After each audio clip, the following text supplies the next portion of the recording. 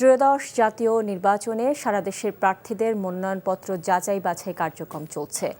এদিকে ঢাকার ২০টি আসনে মনোনয়নপত্র বাছাই শেষে বৈধ প্রার্থীদের তালিকা আগামী ৩রা জানুয়ারি ঘোষণা করা হবে বলে জানিয়েছেন ঢাকা আঞ্চলিক নির্বাচন কর্মকর্তা মোহাম্মদ ইউনুছ আলী।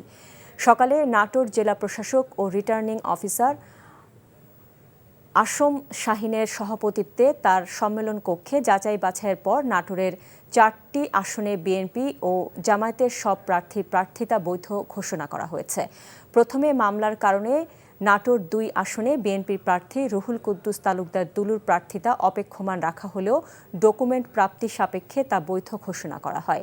মুন্সিগঞ্জ 1 সংসদীয় আসনে 1% ভোটারের স্বাক্ষরে গড়মিল পাওয়ায় বিএনপির 2 বিদ্রোহী প্রার্থীর মনোনয়নপত্র বাতিল করা হয়েছে।